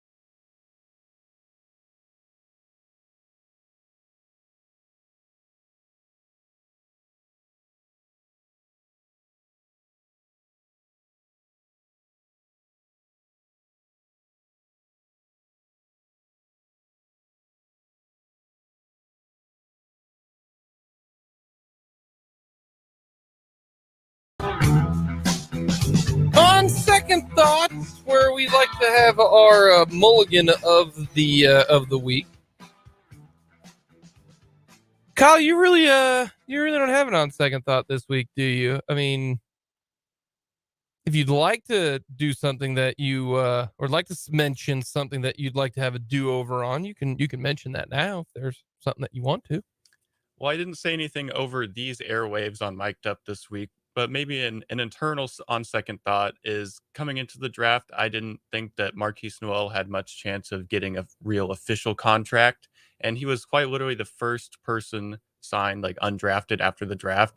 So happy for him and glad he's in a good situation. Really, all the local guys had good situations yesterday. So he got the 2-way contract with Toronto. That's not a guaranteed contract, correct? It's not a full NBA guarantee contract, but essentially guarantees he'll be in the training camp. He's not just with them over the summer, pretty much. Okay, so it's not just like, oh yeah, come play in the Las Vegas Summer League, hoop it up a little bit. Like he's like, is it kind of like the even more so like a preferred walk on, where it's like, you're not just a generic guy, you're not a jag, just a guy. You're more than that, but you're not quite on scholarship. He's kind of like, he'll be splitting time between like wherever their G League team is and then on the NBA team, assuming he stays on that. He's essentially like the 26th man. I asked this to Kellis Robinette yesterday. I asked Kellis this question. Over under a half, just like 0.5 games in the NBA for Marquise Noel. Like, will he play in an NBA game, do you think, in his life? Now that now that he's got a 2-way contract. Now that I know he's on that contract, I'll definitely go over. But okay. Going into the draft, I would have said under. So happy to be proven wrong, hopefully. Because we mentioned this. How many games has Jacob Pollin? You remember Jacob Pollin, played for Kansas State, one of the greatest players of all. How many games has Jacob Pollin played in the NBA in his career? Do you have a guess? I know the answer, so you don't need to look it up. I know it. I just want, because you're an NBA guy. You like the NBA. You're a sports guy. So how many games do you think Jacob Pollin has played in his NBA career? Probably like 5 or 6, somewhere around 10. 3. And he was awesome at KU or at K-State. I mean, number 1 scorer in K-State history, first team All-American. And that guy's played in 3 games in his NBA career for the Philadelphia 76ers, by the way.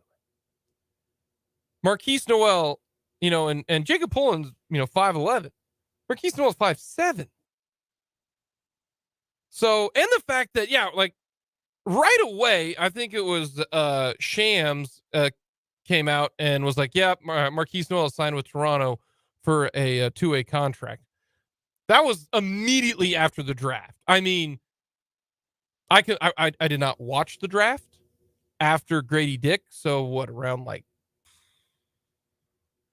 10 o'clock or something like that? I just stopped watching the draft, and because you don't know when Jalen Wilson nor Keontae Johnson or Noel were going to get taken. But I do know when Johnson and Wilson were taken was around 11:30. And then you look at the tweet from Shams and it's at, midnight.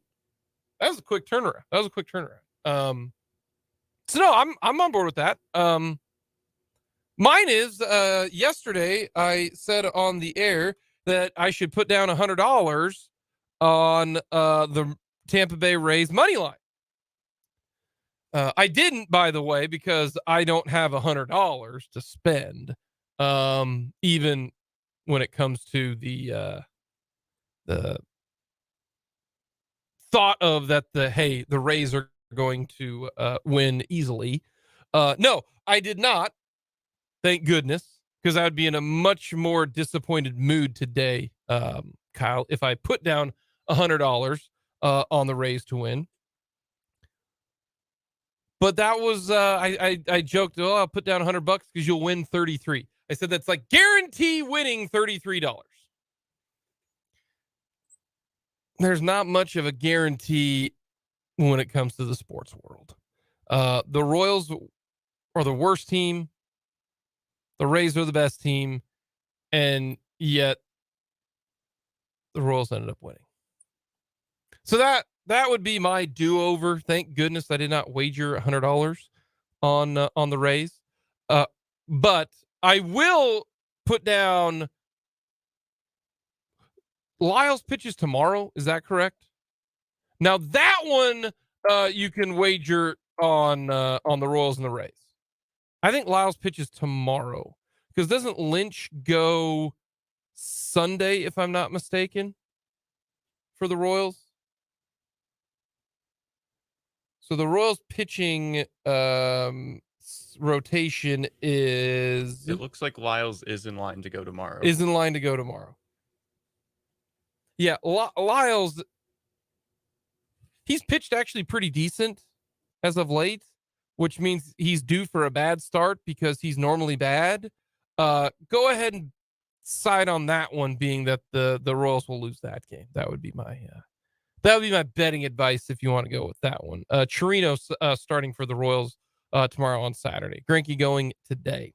By the way, our Royals ticket winner, Dan, is going to be heading to the K. Dan, thanks for listening. We appreciate that. So Dan will be going to a Royals game. The Royals back at the K coming up after this series. They've got Cleveland for a short 2-game series on Tuesday and Wednesday, and then the Dodgers for 3 games, Friday, Saturday, and Sunday. That might be the most attended series of the year for the Royals. I don't think they finished the year with the Yankees. That's the Yankees homestand with the Royals. And I don't think anybody's going to give a you-know-what about the Royals come September 29th, 30th, and October 1st. That's just a hunch that I got there. But that would be one of them. But the Yankees, that's at the end of the year, so that's not going to matter. Coming up next, we will get to the Royals and just what needs to happen with Austin Cox, as well as yesterday's win. We'll take a look at the lineup. All of that coming up here on Mic'd Up.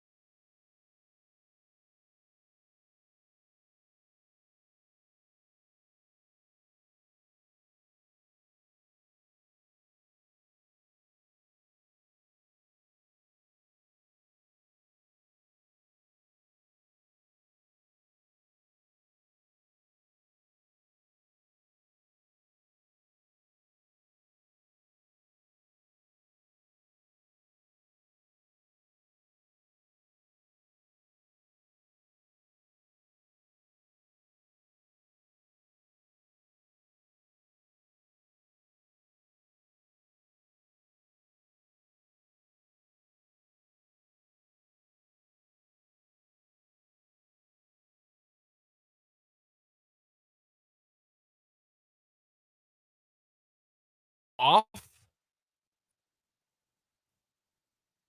I mean, Beard, great character. We did our list favorite Ted Lasso characters. My favorite one, Roy Kent. He's here. Easy. He's there. He's everywhere. Is that number one for you too? That's the easy choice. Obviously, yes. Well, it's the easy choice, but it's also the best one. Mm-hmm. Like, he's a unique guy. But yes. From the text line, I'd love to see a billionaire get punched in the mouth. What, by a soft right hand from a 51-year-old or a 39-year-old? Like, none of them have, any... Like, was one of them like a really good high school wrestler? I'm going to go ahead and say I highly doubt that. Like, I'd rather see, honestly, one of those guys get sucker punched by a guy on the streets. Like, they're just walking down the street and all of a sudden someone just comes out and just duffs him out with a left hand. That would be funny to watch. I would watch that on YouTube all the time. If you can guarantee that like one of them is going to be throwing like actual good punches at the other one, does that make you more interested? No, because they're not going for it. Like, they're not gonna, they're not gonna go for a championship. I mean, that would be like watching Jeff Bezos and Warren Buffett play horse because one of them thinks that they can shoot it better than the other. Dull, boring. At least, like, okay, the match coming up, you've got Steph and Clay versus Travis and Patrick Mahomes, right? They're going to play golf, right? I can at least get behind that because all four of those guys are entertainers. They're all athletes, Has Elon Musk or Mark Zuckerberg ever done anything fun and entertaining and you laughed? No! I think that's why people want to see them get punched in the face, though. I'll watch it on YouTube. And I still don't even want to do that. We're not on YouTube. I'll watch it, when the video comes out on Twitter or something like that, or TikTok or Instagram. Can't do that, though. Can't do it. Royals baseball, let's get to that. I talked way too long about those two schmucks, but that got me going. You got anything going on this weekend since we're previewing the weekend? Nothing as entertaining as Royals baseball. Royals baseball. The lineup actually, they just put it out 3 minutes ago. Here we go. Nick Prado leading off. Bobby Witt Jr. playing second, or batting second, playing short. Salvador Perez catching. MJ Melendez in right, batting cleanup. Michael Garcia, your DH. Interesting. Third base, Nicky Lopez. Second base, Samad Taylor. Center fielder, Drew Waters. And left fielder, Darion Blanco. Pitching, Zach Greinke. That is the lineup for the Kansas City Royals tonight. No Edward Olivares for the second straight day. Interesting. I mean, I'm okay with that. That doesn't bother me any. No, I take that back. He did bat yesterday. He went 0 for 5. He went 0 for 5. So I take that back. So, Nicky Lopez batting today for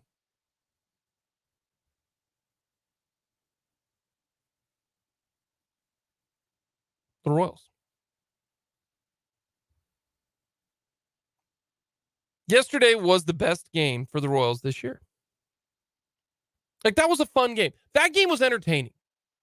If you really think about it, if you can watch the Royals. Can you watch the Royals? I don't even know if I've asked you that. Are you able to watch the Royals? I can't, unfortunately. No, I'm not mad. It's just, I don't think people who watch the Royals realize that you just can't watch them. If you are a streamer, you stream?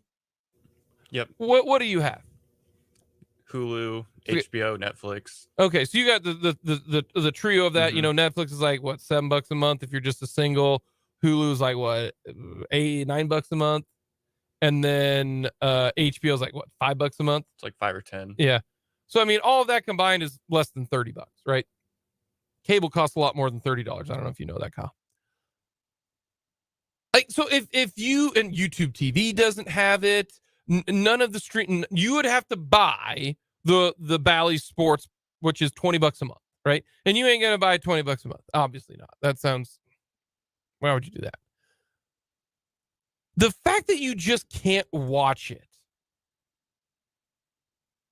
just the more and more I am floored at this business model. Like if you didn't know what baseball was and someone gave you their business model, here's our business model.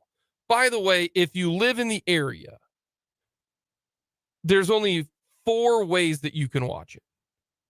1, satellite with DirecTV. I don't think Dish has it anymore.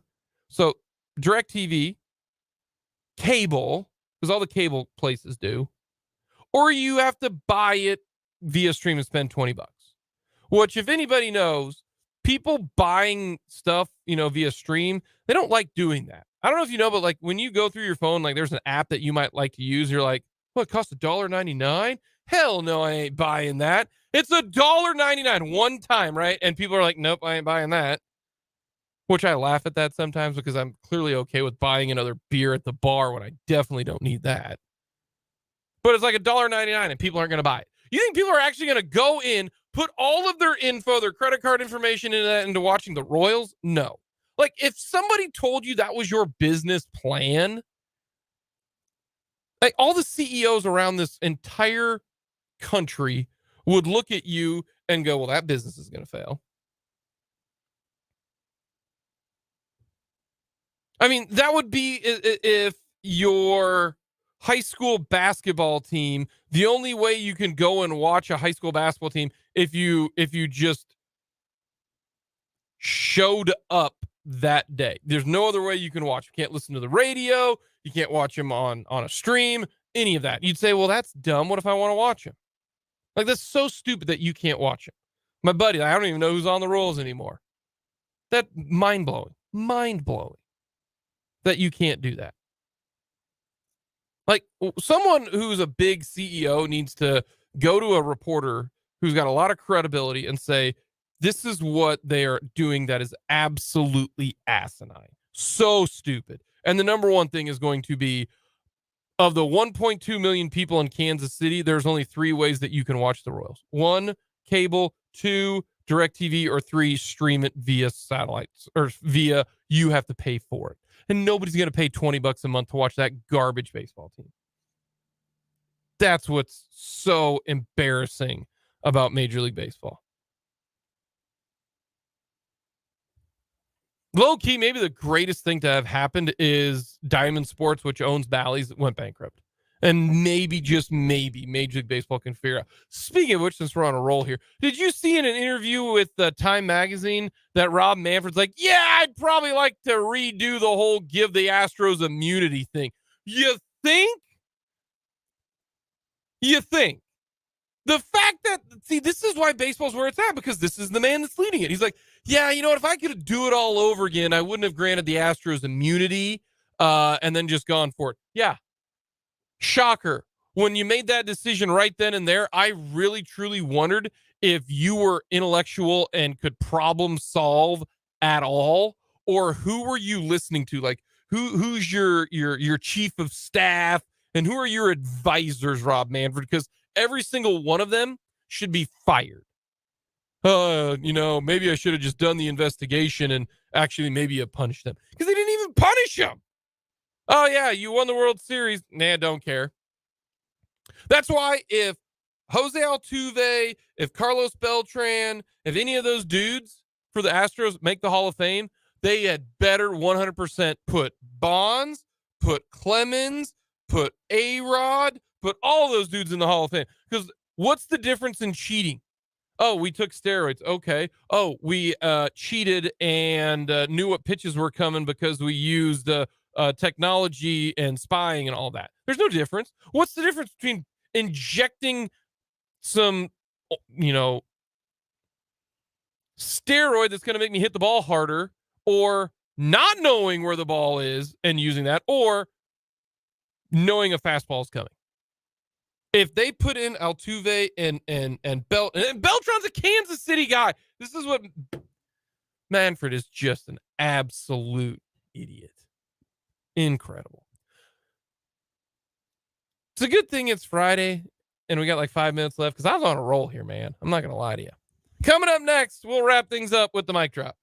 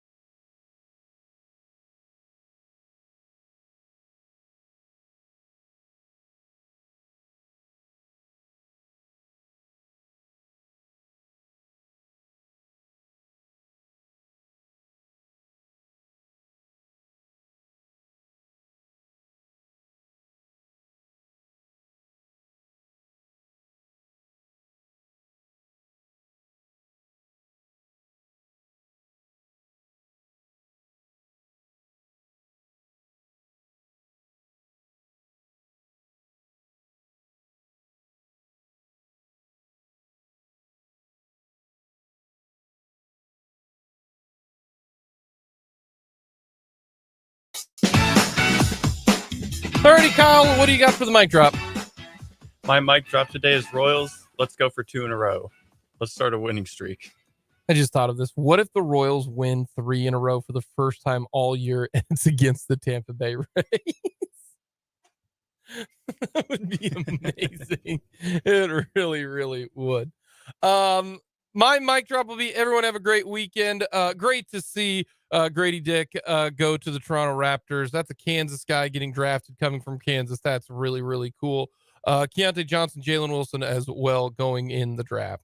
We'll talk to you on Monday. 580 Sports Talks coming up next. Have yourself a great weekend.